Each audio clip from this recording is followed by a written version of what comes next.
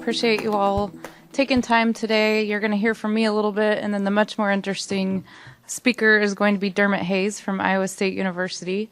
My name is Becca Nepple. I'm with the National Pork Board. My role is international marketing on staff here in Des Moines. And before we get started, I think it's useful for me and probably Dermot to know who's in the room. So raise your hand if you are a U.S. pork checkoff payer. You own hogs and pay into the checkoff. And then if you're an international guest, great. All right, well, I'm going to start out a little bit by telling you, I forget, Charlotte asked me to have you silence your phones, please. She's a much better mother hen than me, so, but I'll do her work.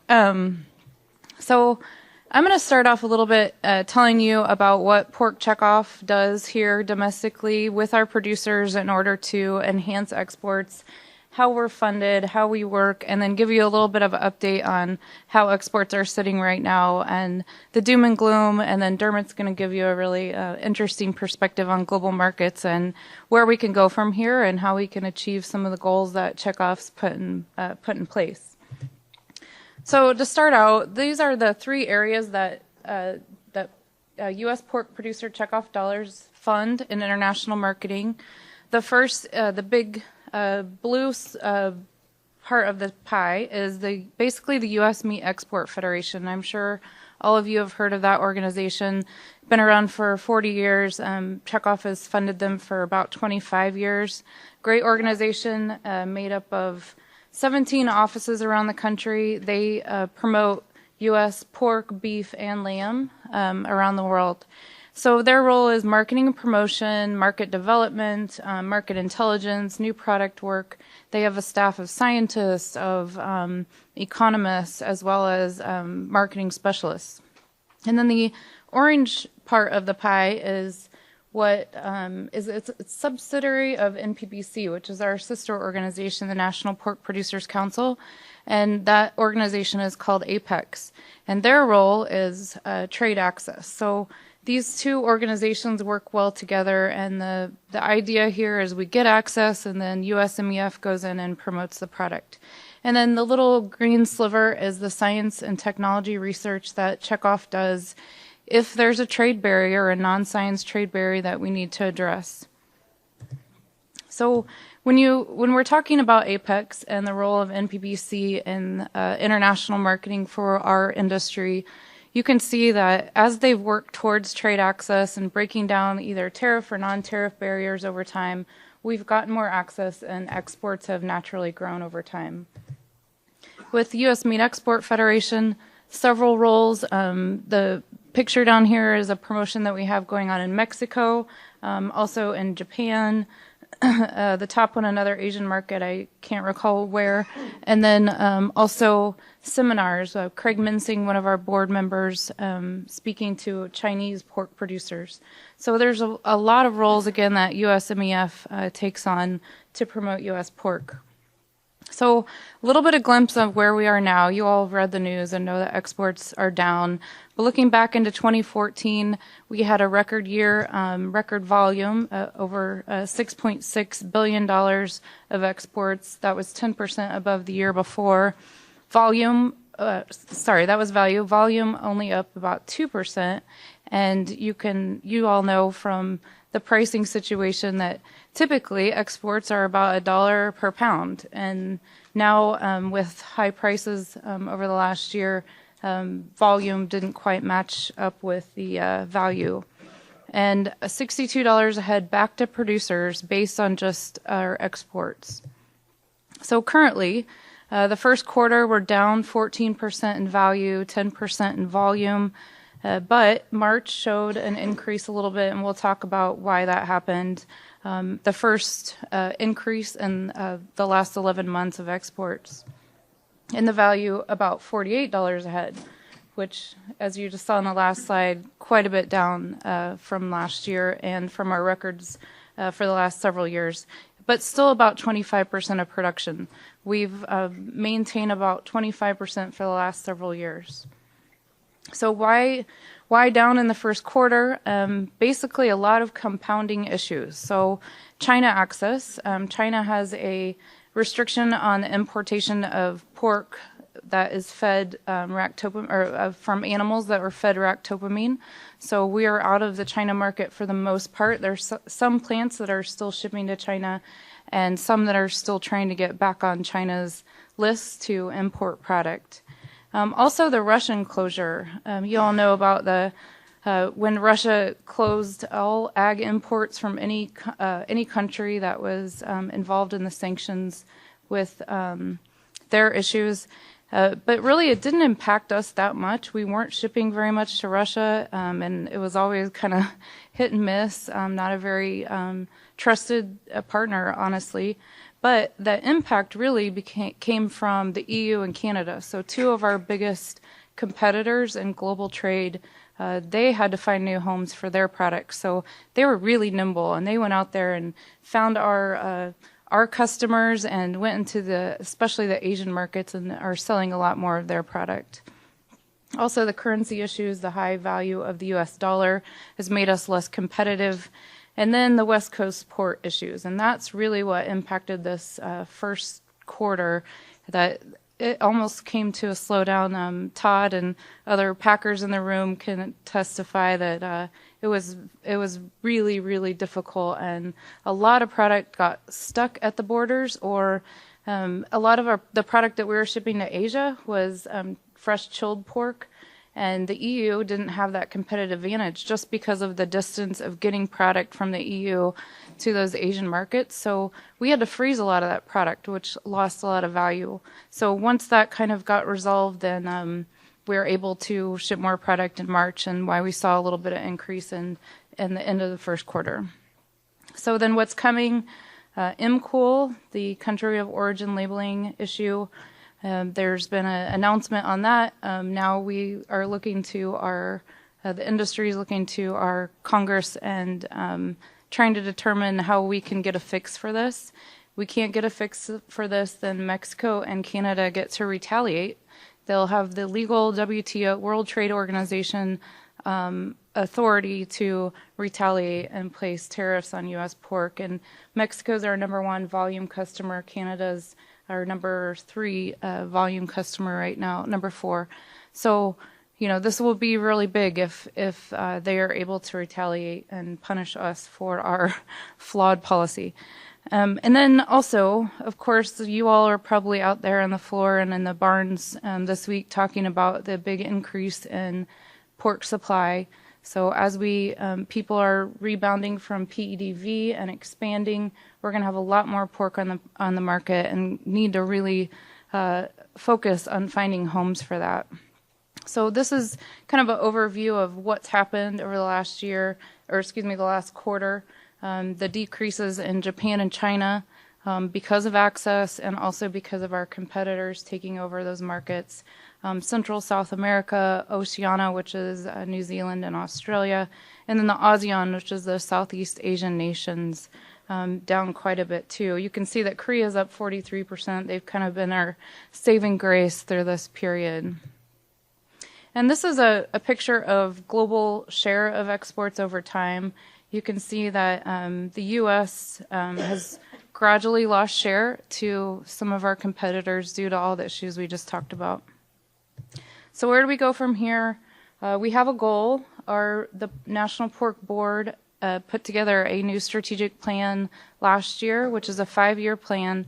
The export goal in that plan is to increase exports in volume and value by 9% average annually. So we know that this year we're not going to see that 9%, but we are hoping to get 1 or 2%. And Dermot will talk a lot more about our opportunity to get closer to that goal going forward.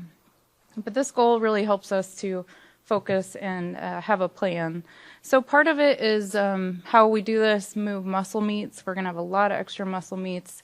The domestic consumer typically takes a lot of the loin and more of the muscle meats. The international consumer buys a lot of the variety meats and byproducts. So if you look at just byproducts, and again, the packers in the room can testify the hurt by being out of the China market and some of the other markets that we're not able to export byproducts to. But over 90% of all the byproducts in the carcass that are eligible for human consumption that USDA allows us to sell for human consumption are exported. So this is a huge opportunity and a huge risk right now for us. So as we go forward, we're focusing on promotion, working with U.S. Meat Export Federation. Our board authorized a $1.25 million supplemental this year to enhance exports and put more into marketing. Also focus in the industry. I think we're probably in a great spot when everybody's suffering. They work together, packers and processors and producers, even back to the grain suppliers working together to enhance exports. And then getting that access.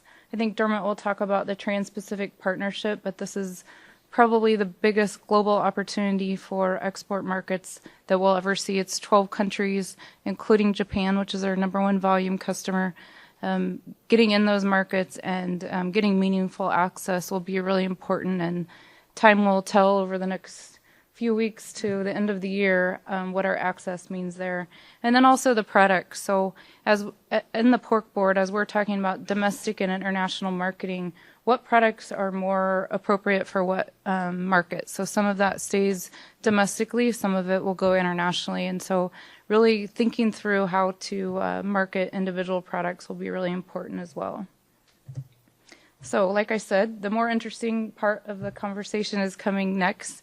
And I'm going to introduce Dermot Hayes and read his bio, even though I probably could say it by heart. But Dermot works with the National Pork Board and National Pork Producers Council, economist and professor at Iowa State University, and very trusted and very humble person, but world known for his knowledge of the world global trade as well as pork production. So I'll read this quick. You don't want me to? Okay. Well, I'll let him introduce himself.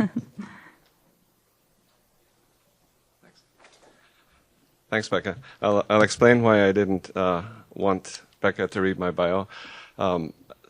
Years ago, somebody at the university helped me write a bio, and they were not modest. And I had somebody introduce me over in Omaha a year and a half ago, and he looked at my bio and he said, "It looks like your mother wrote this." But the thing I'm most proud of is I'm the first economist at students who are doing agriculture at Iowa State meet, and I love teaching economics and the benefits of free trade and free markets. Today I'm going to give you a kind of a good news, bad news scenario. I'll start with the big picture, and I think the big picture is fantastic and always will be. And then I'll talk about some issues, that's the bad news, and some concerns I have going forward into the fall about pricing. I will talk about those trade agreements. I get to see them. I don't get to speak about them, but I do get to see what they look like, and I'll give you a perspective on those agreements and potential for others. And then I'm going to spend a lot of time talking about the relationship between export opportunities and quantities and the domestic market price. Personally, as somebody who watches exports carefully, I see a very strong link between what goes on in the cash markets here and what goes on in the export markets. And I think I can document that for you. And to me, the world is like this. You've got 75% of your consumers are in the U.S. They're steady, they're loyal. And then you got 25 to 30% that are out there, and they swing widely depending on access. And so I think a lot of what you've seen in prices in the last year was due to export strength, and what you may see this fall may be due to export weaknesses. And I'll set it up and hopefully have a discussion too.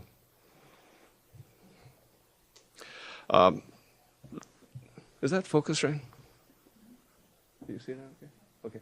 There's been a development in mapping recently, and so they have this ability now to show you maps of the world that show things in proportion. So this is obviously not a real map of the world because the U.S. is tiny here, and then Asia is huge. It's a map of the world where one person, each person is represented by a piece of area on the map.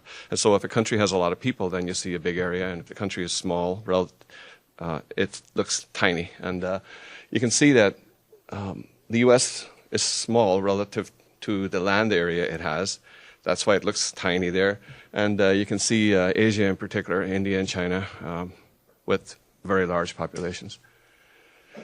And it turns out that in this map, Europe and South America are about the same size as they are in reality. And that's because they each have about as many people as they do area. There I've put the same map in terms of arable land. This is land upon which crops can be grown. And things get very unusual now. The U.S. is massive relative to its geographic size. Not much change in South America or Europe. And then you got a lot of kind of poorish quality land over in Russia, so that expands. This isn't quality adjusted arable land. And you see a lot of land in India, and a very small amount of land in China relative to its population, or rest of Asia relative to its population. I can go one step further and say, okay, well, let's just look at not so much the area of land, but the crops upon which that can produce it. So we adjust for the poor quality. And now things get really strange. You got this big balloon, which is the U.S., because we have good quality, and Asia becomes tiny. Okay, so the takeaway there, I believe, is that we have this enormous imbalance in the world where North America has a lot of surplus land and Asia has a huge deficit. And Europe and South America are about in balance. And so as diets converge, and there is evidence that they will, and they are, that surplus in North America has to find a way to Asia because Asians, instead of living off a diet that's relatively low in animal protein, are going to demand as much animal protein as everybody else. So that has to occur as long as prosperity continues. And people talk about a slowdown in China, but it's a slowdown from 10% to 7.5%. And I've been to India, and it's booming, and they're opening fast food restaurants and Kentucky Fried Chickens all over the place. And I'd like to keep this informal. People have trouble listening for a whole hour unless you break it up. So if you've got a question or a concern or you want to make a comment, then please jump in. I talked about conversion. Now this is a little bit old data because it stops in 2002. It was the best I could do. But the patterns are still there. This is where money has where people's wealth has grown. And again, you see the U.S. has done well over that period, 75 to 2002. Japan did very well. That's the purple place over there. And the big green one is China.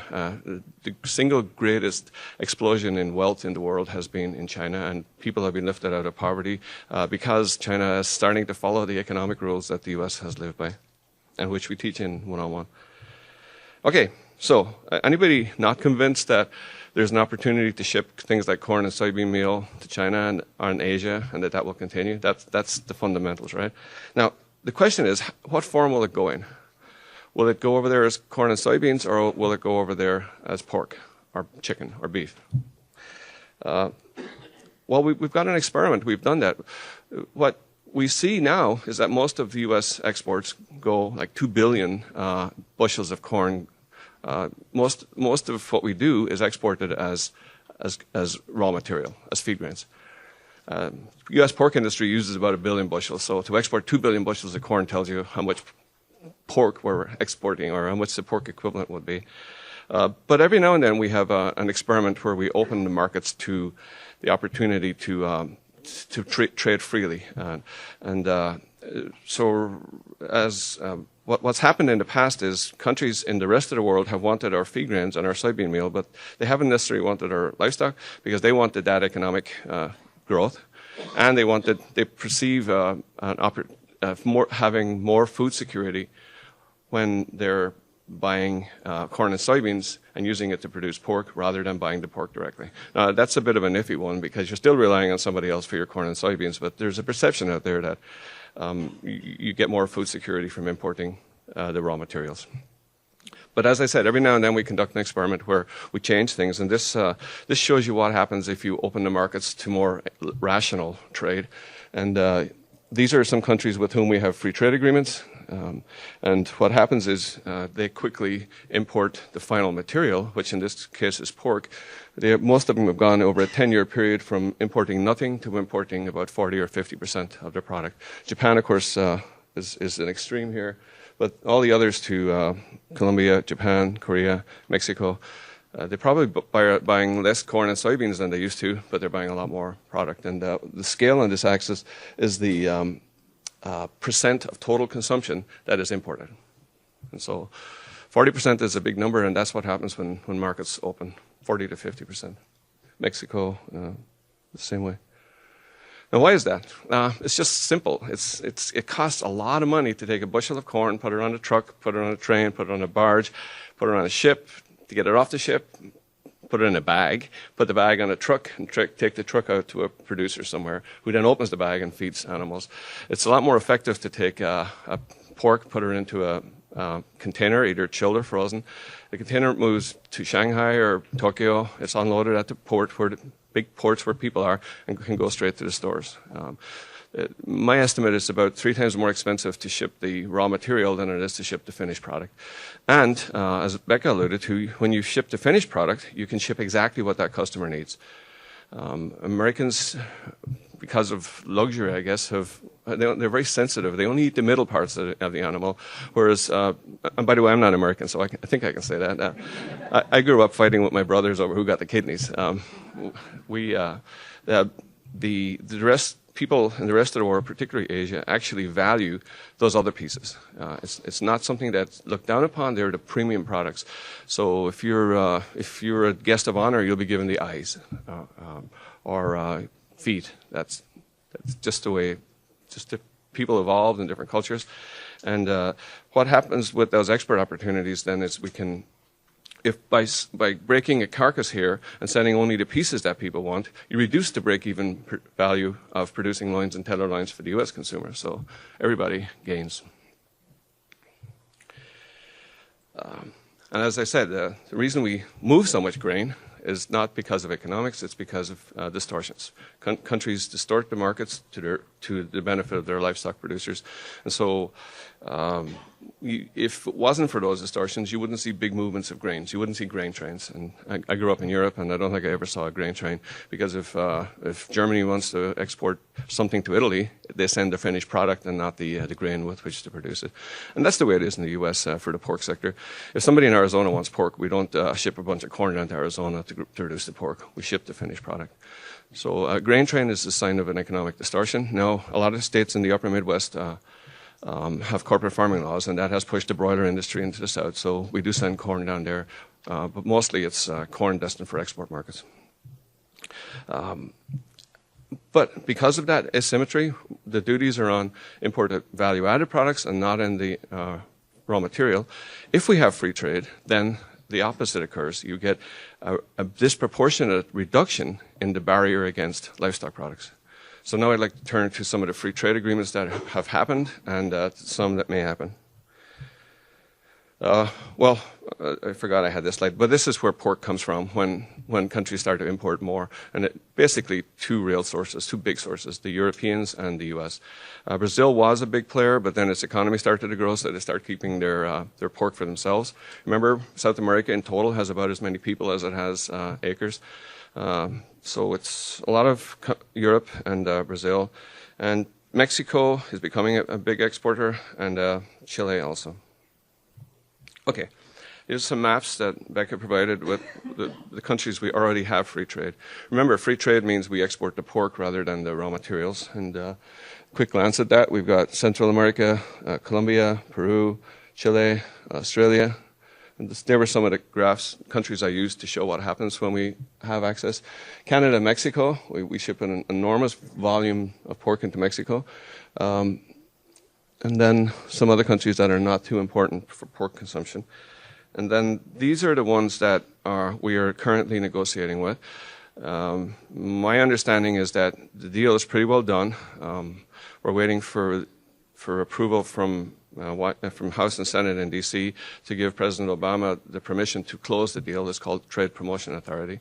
And once that happens, I think some announcements will be made.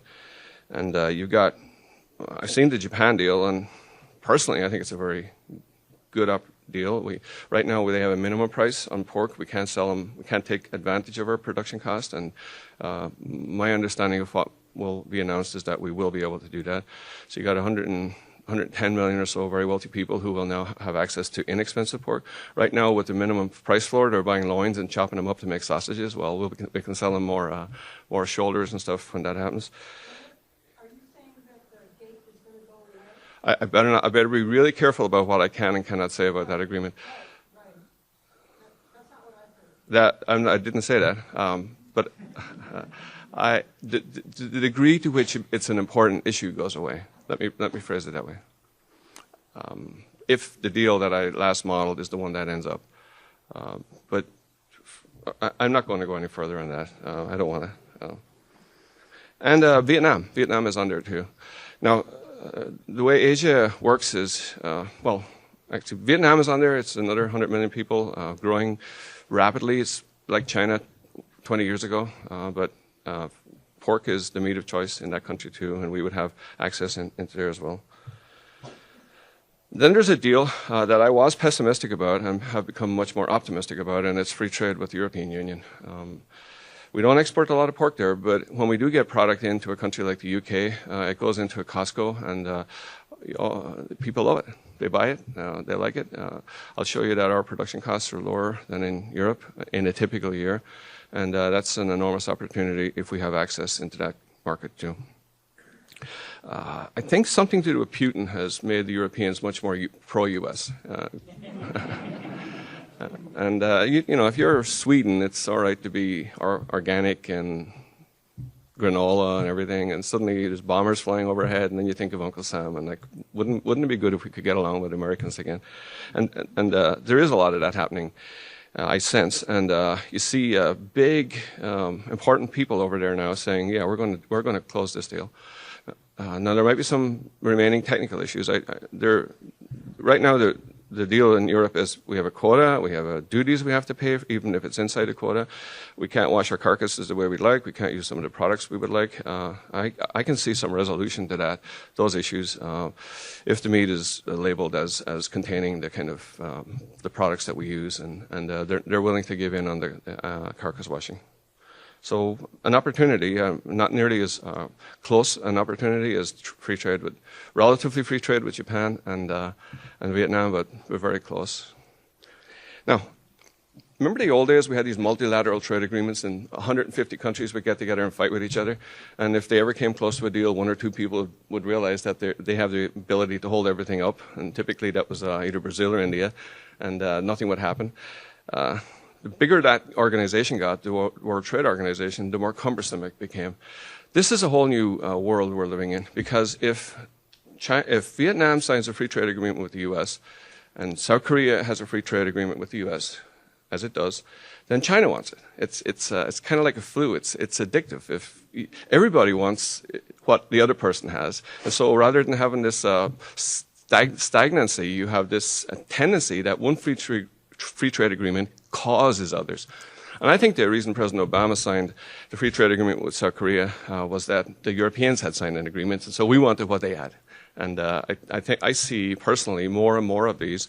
The choir is led not by the U.S., unfortunately, but by countries like Chile, which is booming, and New Zealand. Those two have signed agreements with, if I showed you their maps, it's everybody.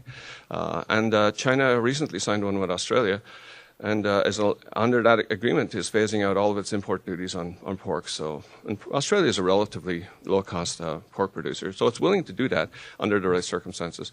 And I think that if TPP is signed, that China will want to join, and that will be earth-changing for us.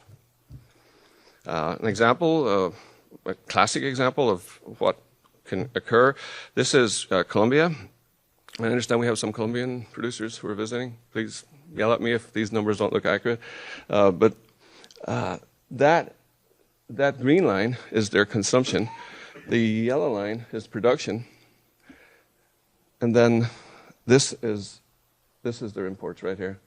We signed an agreement with them. It phased out duties over 5 years. Initially, it allowed them to require a test for trichina. It's very hard for us to test trichina for chilled product, because you have to know it, you have to test the whole carcass for the product, and then when you break the carcass, you have to remember that this piece of meat was tested. And it's a silly test because we don't have trichina in our commercial herd, but they were forcing it to do it. We got rid of that very recently. Big success story for the industry, for the whole U.S. pork industry. They're now accepting U.S. pork as trichina free, so we don't have to do that test. And our sales there are booming in a way you would expect. And a lot of the benefit is going to their domestic consumers, who now get to have access to more pork. There are my projections for what's going to go on there. Stable domestic production, huge growth in imports as their consumers. It used to be they had beef or chicken, like an airline. And now they have beef, pork, or chicken, and so they'll do well. Mexico, another example. We have had access there. Again, notice that their domestic production, which is this line, the yellow line, their producers haven't necessarily lost. Trade often benefits everybody. It's not like, it doesn't have to be a one person when one person loses.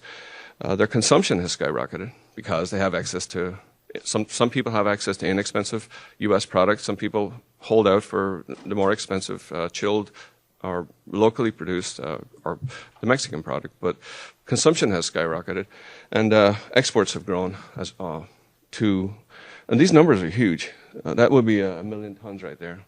And if you did this this is in product weight. If I did this in carcass weight, it would be about 1 million tons. And you ever think about that? I mean, I'll show you some numbers with millions of tons, but think how many containers there are. 40-ton containers or 20-ton containers in 1 million tons. When you see these ships moving pork around, it's a lot. This is not some small business. This has become a major business. So two things about so far. One is that we have the grain, surplus grain, and secondly, if you're going to move grain around, it's better to package it as pork, boneless pork loins or pig's ears or hind feet, than it is to try and move bulky product. And so the other thing is, well, who has the low production cost? Because obviously you'd want that country has the most to benefit from these agreements as they're signed. I belong to an international benchmarking group. I'm sure many of you have belonged to U.S. benchmarking, where you put all your cost data in and you see other people's cost data. Well, we do that. We pig economists get together and do that once a year, and this year in Brazil. And that's the result. And the U.S. is on the far right, and that is 2012, that is pre-PED production cost. See the U.S. over there, and then you got these much higher costs from some of the European countries. You've got Brazil here, and there are two areas of Brazil. One is the traditional growing area, Santa Catarina, and they're low, but not quite as low as the U.S. in that year or in that comparison. And then you got Mato Grosso, which is very low production cost, but you can't produce pork in a place unless you get it out, and so there's no facility to get product out of there. And they have foot-and-mouth disease, or they have to vaccinate for foot-and-mouth disease in Mato Grosso, so it's not that competitive. So of the countries that are available, the U.S. is the low-cost supplier, pre-PED. Now, we're going to meet in a couple of weeks, and we'll redo this, and I'm sure the U.S. prices will look higher because we have lower productivity animals over the historic in 2014, and we're going to have a higher exchange rate. But generally, as I've done this over the years, the U.S. comes out at about 20 or 30% lower than its European competitors. Okay, some detail on exports. This is a funny way to do it. It's the best data I had. I wanted to give you a whole year's worth of data, but I didn't want to cut it off in December, so I cut it off in March. So this is as of March of this year, which is the most recent trade data, then going 1 year back.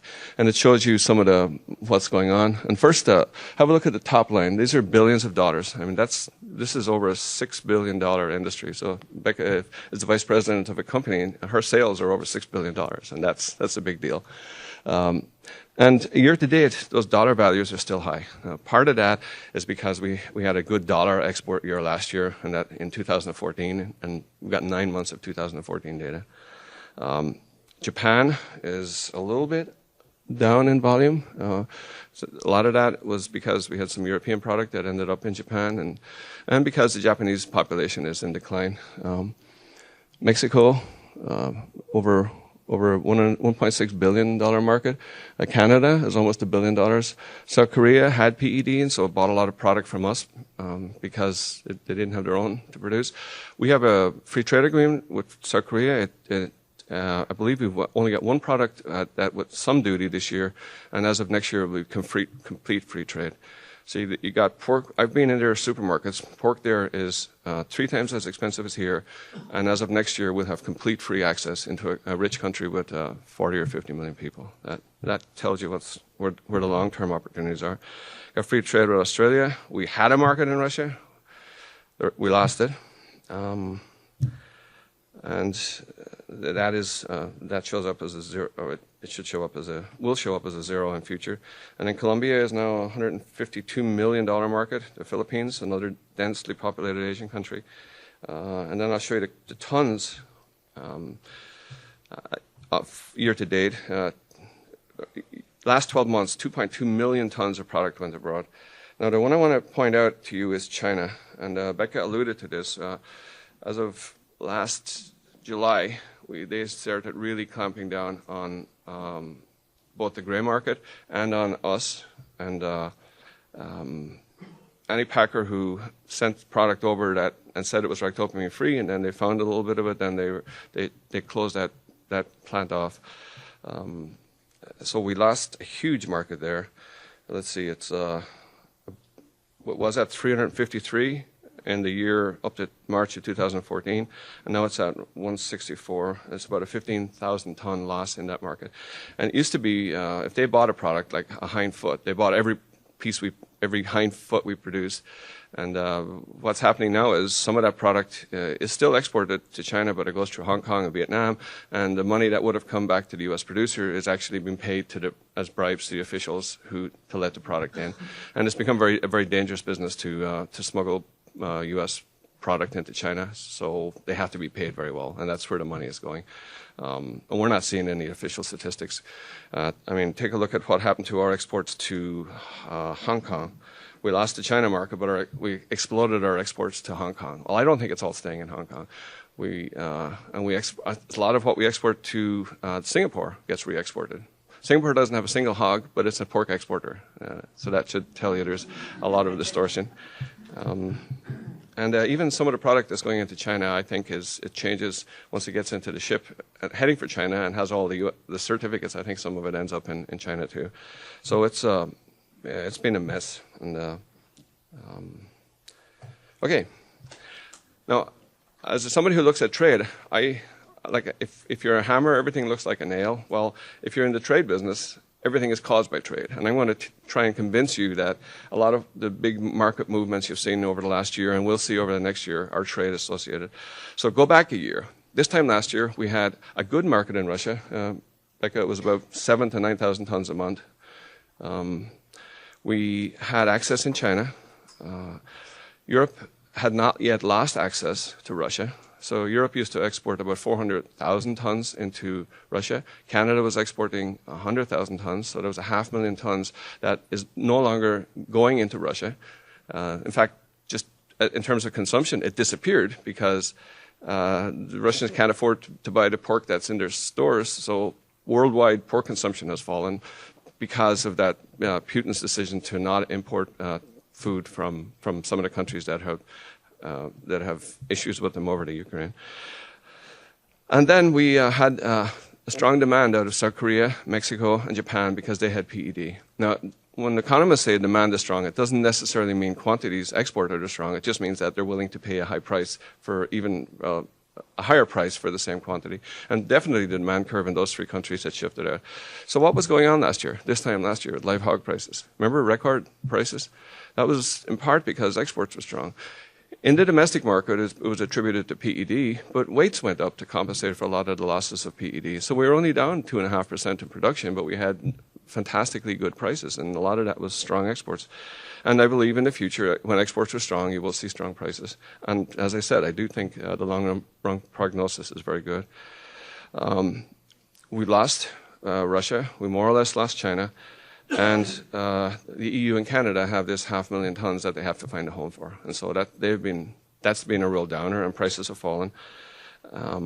Now, I've done a lot of regression analysis, and it turns out that when China is buying our product, live hog values are very strong. And that's because if you take two hind feet and they're each worth $1, that's a lot of value that you've created. by exporting to China, whereas if you render that product, it doesn't. And so when you sell variety meats, you actually, on a per ton basis, can have a stronger impact on live hog prices than if you're selling loins. Because if you're selling loins, you're just trying to bid it away from the U.S. consumer or something. But and so when China's in the market, live hog prices are particularly high. It's more important to live hog prices than any other country on a ton per ton basis, and that's because variety meats are so important.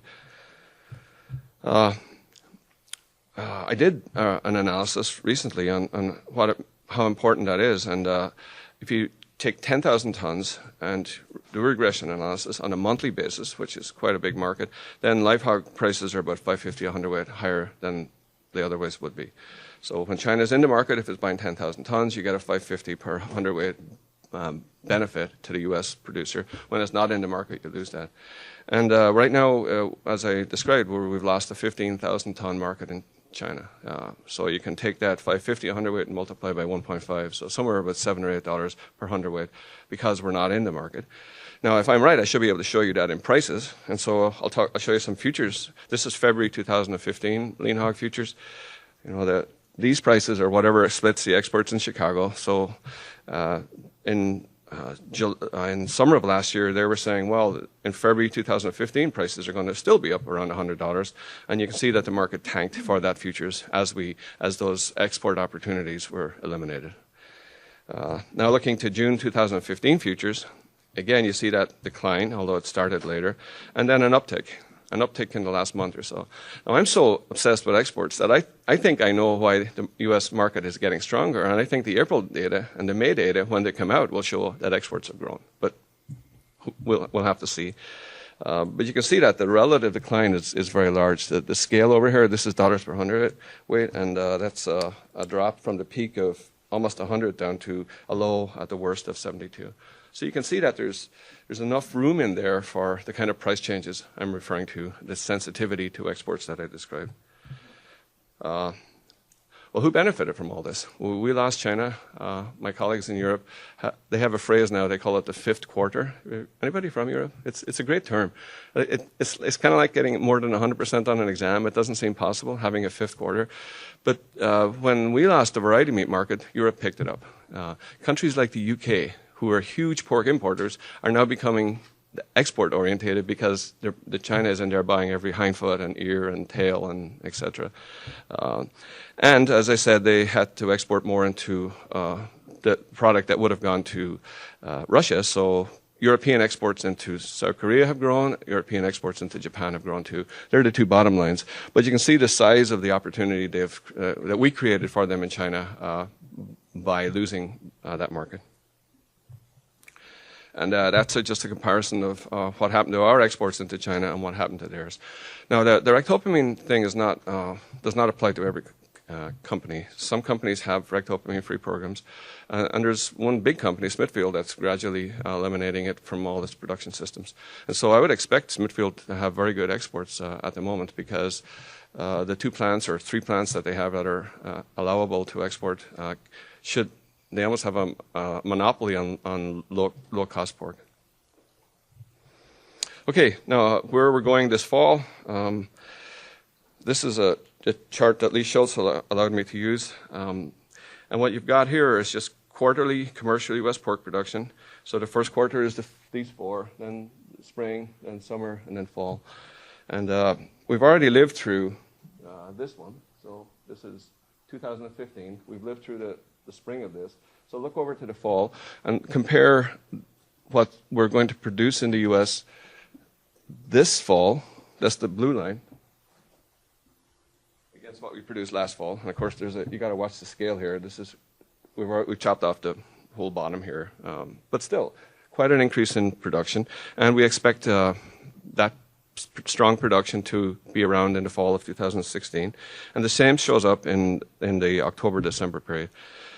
So maybe because of PED, but also because of expansion, and expansion caused in part by strong exports in 2014, we get this a lot more pork coming at us. Same pattern with total meat.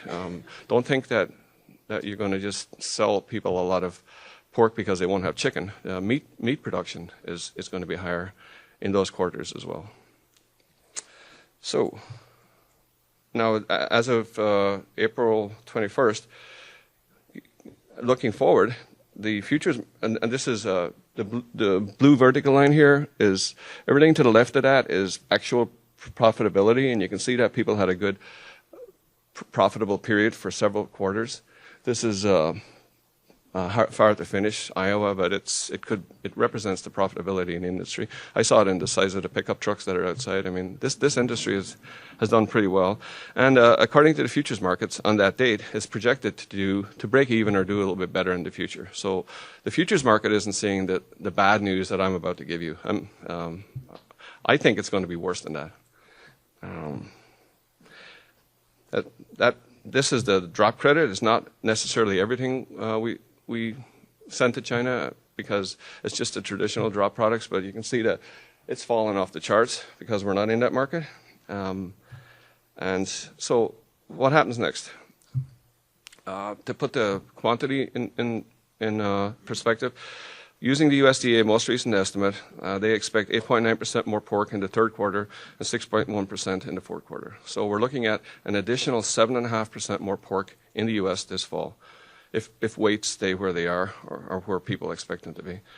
So now, but we're already exporting 25% of our pork. So to get Americans to eat 7.5% more product, you got to increase their per capita pork consumption by 10%. Is that likely? 10% more pork over I don't think it's going to happen.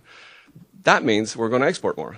Do you follow my logic here? It's not that people are demanding this product, it's that we have it and Americans don't want it, so we're going to export it. The question is, at what price will the product leave the country? Right? It almost has to be exported. So I do some work for Becca, and she said, what's going to happen to exports this year? And I'm the only person in the world that thinks they're going to go up. Not necessarily because we're going to do a good job promoting or anything. It's because Americans aren't going to eat 10% more product.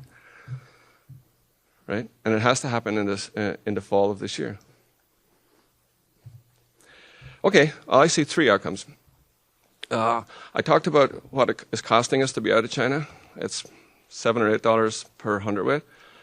The net benefit of ractopamine is about $2.50.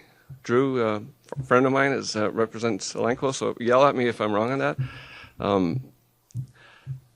I think somehow we'll take care of the technical issues that are keeping us out of China, and I think maybe that's what the futures market thinks too, and that we'll figure out ways to clean out the augers, and some producers will switch to a racto-free program, and at least for muscle meat, we'll be back in that country, and of course the variety meats from the pigs that are racto-free. That's probably a likely scenario. At least that's what the futures thinks. Another scenario is that we are going to export more, even in a year when Europe has to export more because they're not back in Russia yet. So we have a price war. Now that price is not in the futures market, but we have to export more. They have to export more. How do we do that? We have a fight with them, and we push our way back into Japan by being even cheaper than the Europeans, and push our way back into the Philippines and Australia, etc. It could happen. The even scarier one is that we don't put the weight on the animals. What saved the U.S. market last year, we lost 7 million pigs, but we increased weights because the cost of gain was low relative to the value of that gain, so farmers increased weights. Well, we could do the reverse. Now, how low do pork prices have to fall so that people stop adding weight to the pigs, that we go back to those smaller animals we used to produce? Well, corn and soybean prices have fallen a lot, so the cost of gain is very low. So to get animals to get farmers to stop adding more weight or to get weights down to 6 or 7% we need, we'd have to really reduce prices. I don't see any other alternative, and I know there's a lot of expertise in this room. If anybody else sees an alternative, let me know. But I think there's a good chance we'll have losses in the fall. I'm probably one of the few people who think that, or we're going to have to address this issue. And it's not a very easy issue because you've got a legal, healthy, safe product. Every farmer who uses it individually makes $2.50 or so per animal, more profit than they otherwise would. It keeps the animals lean. It's scientifically proven. There's no way the U.S. is ever going to restrict it, although that's what Brazil did. Brazil restricted ractopamine just to stay in Russia. But we're never going to do that because it's a legal and safe product. And yet you've got a loss to the industry that is greater than the benefit to the individual producers. The packers lose some money, but generally they pass any benefits or losses on the export market back to the producer. So individual producers collectively are losing a bunch of money because we're not in the world's biggest growth opportunity. And yet, as this individual decisions, they should continue to use it because it's worth $2.50.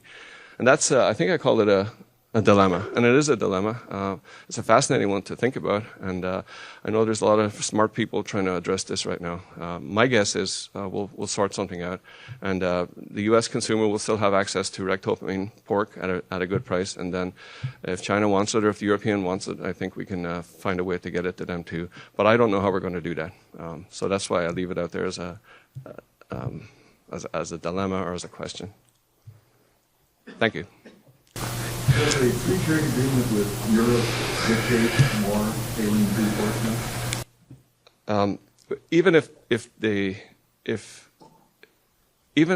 You should know that Europe. The reason that ractopamine is such a big deal in China is that their farmers have used it. Well, a long time ago, some Italian farmers have used some hormones too, and it was a bad deal. So they're not going to go there. So the Europeans have a very different attitude about stuff. So let's say we got them to agree that we can export all the product we want. Their media would pick up on it and say, hey, this stuff has hormones, and that's what it's called. And so we'd be better off just telling them this has hormones or this doesn't, or this is U.S. or not. So really, it's the market that's going to dictate it and not a trade agreement. I'll leave it at that. You want to maybe talk about the precautionary principle why they...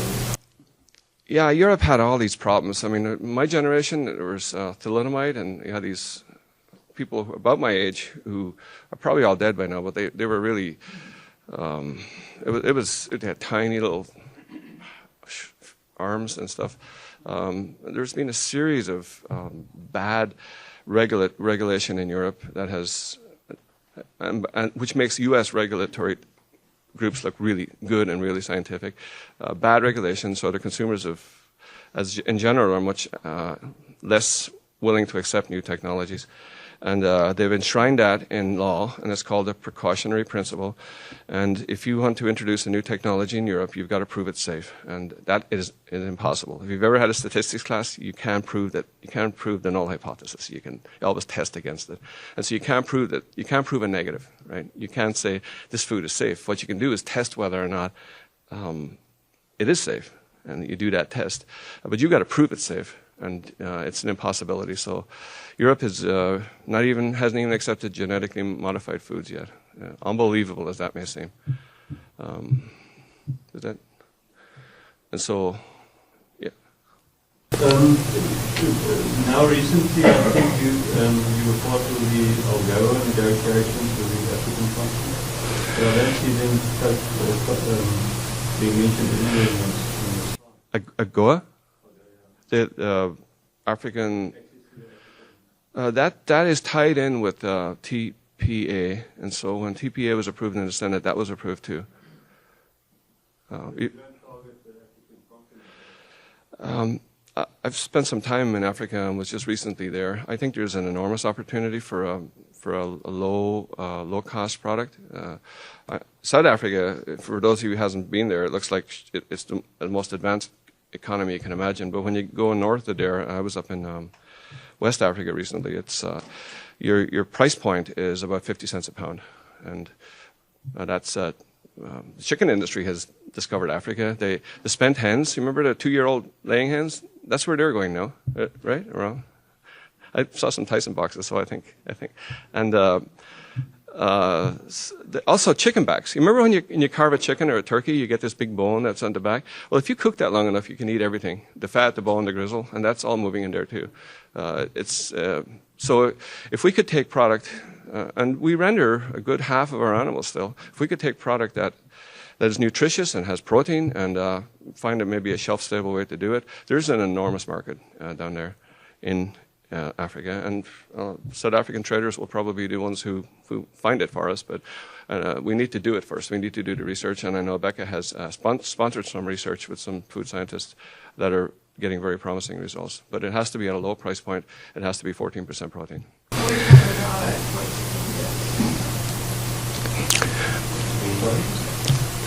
Yeah, there's not an export certificate. We're fighting with South Africa about some issues.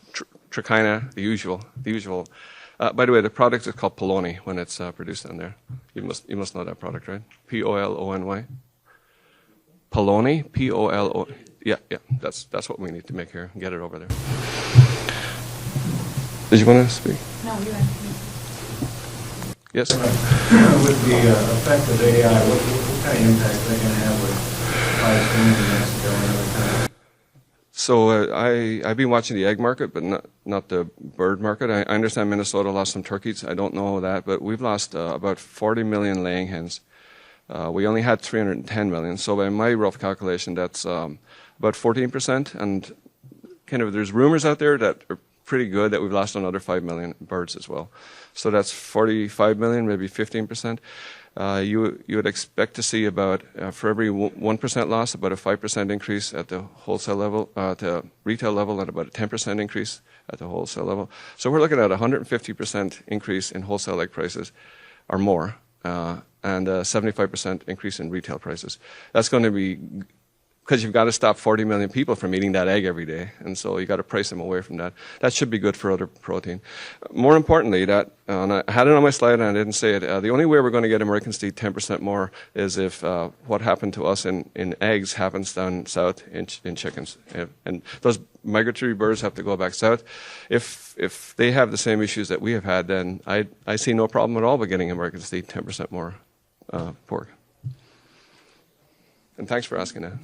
You had any comments on U.S. pork production. Do you have any comments on global sow bird or pork production and maybe specifically the EU after they lost the Russian market? They lost the Russian market, and they have had low prices, but they are benefiting from that fifth quarter, all the variety meats that are going out there. I had expected them to lose more sows, and they're not. I would see stability there. But I'm glad you asked that, because officially, as of yesterday, China claims to have killed 10 million sows. We have less than 7 million sows in the U.S., and China has a policy of keeping corn at $10 so it doesn't have to import corn. Well, that's now killing its pork producers. So that's the big one. I think that number is way inflated. They've probably only killed maybe 5 million or 6 million sows. But their pork prices have increased recently, very recently, and it's reflecting the loss in sows. They were flooded with sow meat for a while, and now I think there's going to be a very high price scenario there, and that's going to be to the benefit of the Europeans, unless we resolve this dilemma.